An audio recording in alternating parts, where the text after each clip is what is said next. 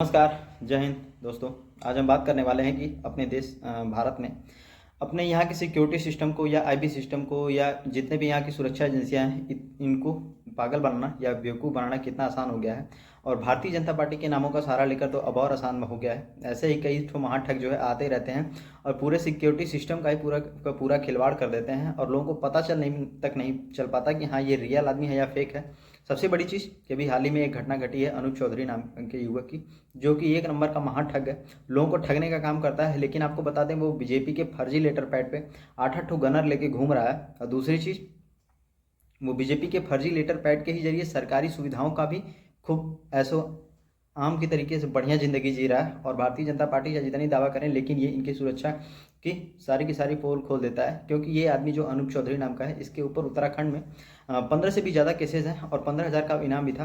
तो ऐसे लोगों से आप सावधान रहिए, क्योंकि सरकारी सिस्टम को खिलवाड़ बनाना या इनको ठगना कितना आसान हो गया है, ये बहुत नॉर्मल सी चीज़ें अब इंडिया में हो गई हैं। बस आप भारतीय जनता पार्टी के झंडा या लोगो लिए रहिए, आपको कहीं कोई पूछने वाला नहीं कि हाँ आप क्या करने वाले हैं, क्या नहीं करने वाले हैं, बिल्कुल भी। तो ऐसे ही घटना कुछ दिन पहले गुजरात से महाठग किरण पटेल नाम के युवक आदमी की आई थी, जो अपने आप को गुजरात किसी चीफ बता रहा था। और वो यहाँ तक कि वो आर्मी के जवानों को लेके वो एलएसी तक एंट्री कर लिया गया था, वहाँ को सुख सुविधाओं का इंजॉय भी किया। सोचिए कितना आसान हो गया इंडिया में इस पूरे सिस्टम को एकदम खिलवाड़ बना देना।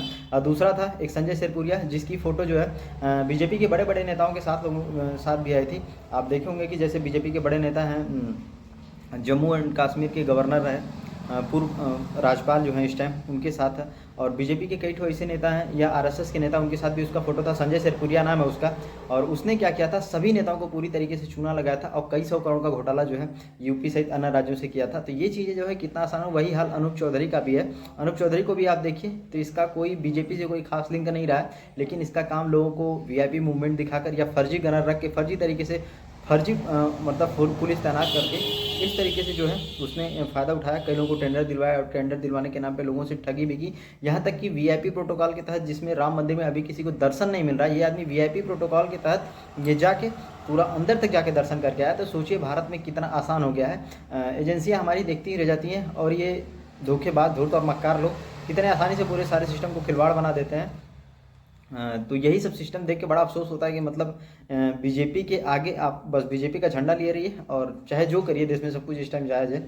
आपको किसी भी काम में कहीं पे भी रोक टोक नहीं है, आप कुछ भी करिए, कहीं भी आइए जाइए, पूरी तरीके से आप स्वतंत्र हैं। जब तक भारतीय जनता पार्टी या उनसे जुड़े हुए लोगों के आप अगर समर्थक हैं या पार्टी के वर्कर हैं, तो आप सब चीज़ों के लिए बहुत आसानी चीज़ें हैं। तो ये सब चीज़ देख के हमको अपनी सुरक्षा एजेंसियों पर भी थोड़ा शक होने लगता है। कम से कम आप अगर इन सब मैटर में अगर कुछ चीज़ें या कुछ घटनाएं घटती हैं तो उसमें आम लोग ही अधिकतर मारे जाते हैं। क्योंकि अनूप चौधरी जैसे फ्रॉड या इनसे जुड़े हुए लोग या और भी अधिक जो फ्रॉड करते हैं, किरण पटेल या संजय सिरपुरिया, ऐसे फ्रॉड या महाठग जो है बच जाते हैं।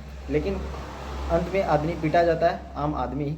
तो कम से कम सिक्योरिटी सिस्टम से ये वो हो कि आखिर किसको क्या अलर्ट किया जा रहा है, क्या नहीं अलर्ट किया जा रहा है, पूरी तरीके से जांच हो। इनके लिए कितने गनर हैं। सोचिए कि अनूप चौधरी की स्थिति ये है कि वो कई राज्यों में ठग चुका है। उत्तराखंड में उसके ऊपर केसेस भी हैं, 15,000 का इनाम भी है। लेकिन उसके बाद भी उसकी हैसियत देखिए कि भारतीय जनता पार्टी का लोगो दिखाकर, भारतीय जनता पार्टी का एक अपने आप को सीनियर वो दिखाकर वो लोगों को ठगने का काम कर रहा था। धन्यवाद।